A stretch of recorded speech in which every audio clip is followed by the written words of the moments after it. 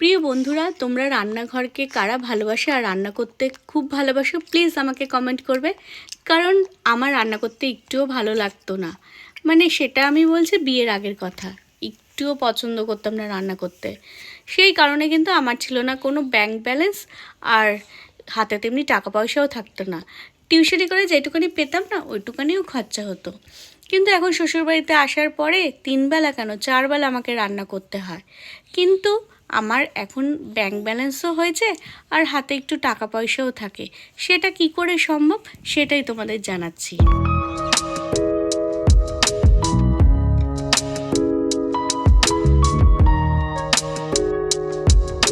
দেখো বন্ধুরা, আমি একটা রান্নার লোক রেখেছি আর তাকে প্রতি মাসে আমাকে 5,000 টাকা করে দিতে হতো। কিন্তু এখন আর সেই লোক আমার রাখার প্রয়োজন হয় না, আমি নিজেই রান্না করি। কিন্তু আমি সেই টাকাটা নিজের নামে ব্যাংকে অ্যাকাউন্ট করে রেখেছি। মানে প্রত্যেক মাসে আমি 5,000 টাকা করে রেখে দিই। মানে বছরে 5 বারং 60,000 টাকা। আর 60,000 টাকা কে দেবে বলো? সেই টাকাটা আমি বাইরের লোককে দিয়ে দিতাম, সেই টাকাটা আমি নিজের কাছে রেখে দিই।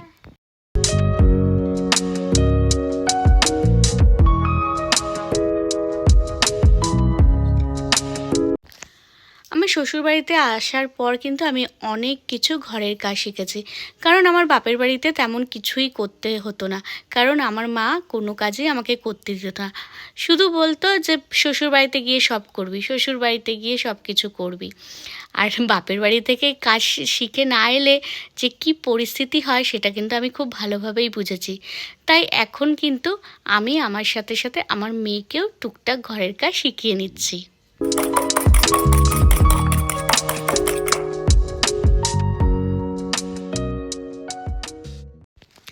দেখো, তোমাদের সাথে গল্প করতে করতে ডিম টোস্টটা বসিয়ে দিচ্ছি। আজকে এটা সকালবেলায় টিফিন।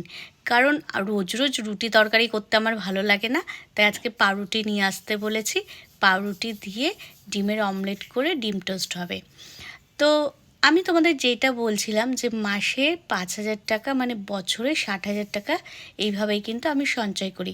এবার বছরে 60,000 টাকা হলে তুমি 10 বছর ধরো, 10 বছরে 6 লাখ টাকা। সেই 6 লাখ টাকা কিন্তু তোমার সুবিধা অসুবিধা বিভিন্ন কিন্তু সময় কাজে দেবে। আর 6 লাখ টাকা কিন্তু কারোর কাছ থেকে ধার চাইলে পাবো না। আজকে 20 বছর হিসাব ধরো, 20 বছরে কিন্তু সেই টাকাটা 12 লাখ টাকা হবে। 12 লাখ টাকা কারোর কাছে চাও না, এমনকি লোন চাইলেও তুমি সহজে পাবে না, কোনো কিছু ডকুমেন্ট সাবমিট করতে হবে। সেই কারণে রান্নার ঘরকে আর রান্নাকে ভালোবাসতে পারলেই কিন্তু অনেক টাকা ব্যাংক ব্যালেন্স হবে।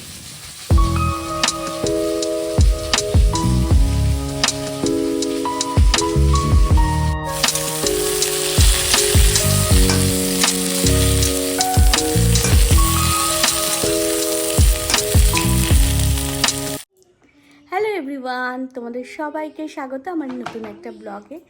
এই দেখতেই পাচ্ছ যে আমি কিন্তু এক চেয়ার, দেখো এই যে এক চেয়ার জামা কাপড় কেচেছি।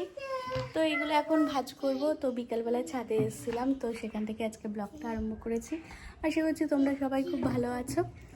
এখন ছাদে বেরিয়েছি, বেশ খুব ভালো লাগে বিকালবেলায়।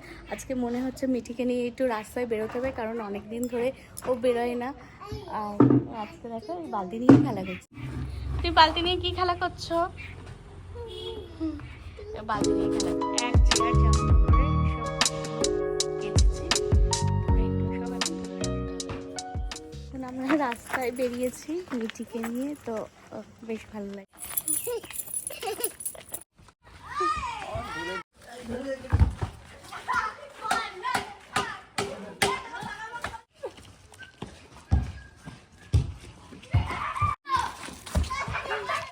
আমরা মাঠে এসেছি, কিন্তু এখানে সবাই ফুটবল খেলছে, তাই মিঠিকে থাকতে দিচ্ছে না। তো মিঠি একটা বন্ধু পেয়ে গেছে, তো ওরা দুজনে খেলছে আর আমরা হচ্ছে জনে মিলে গল্প করছি।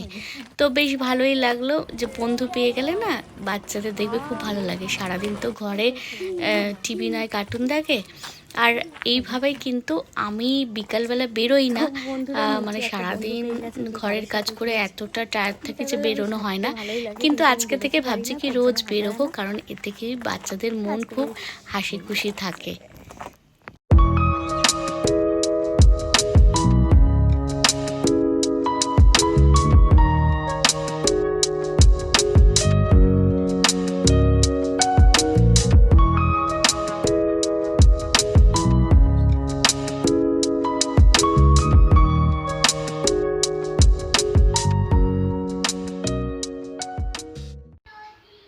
মাঝে মাঝে বাইরে থেকে কি খাবার কিনে আনতে হয়, কারণ কি বলতো রোজ রোজ একা হাতে সংসার সামলানো সব কিছু করে উঠে আর পেরে উঠি না।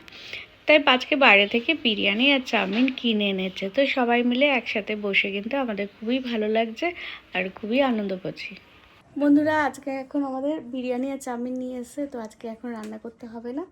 তো এখন আমরা সবাই মিলে বসবো একসাথে। তো আজকে ব্লগটা দেখার জন্য তোমাদের অসংখ্য ধন্যবাদ। এইভাবেই তোমরা আমার পাশে থাকবে। নতুন সাবস্ক্রাইবার হলে প্লিজ এইভাবে আমার চ্যানেলটাকে এগিয়ে নেবে।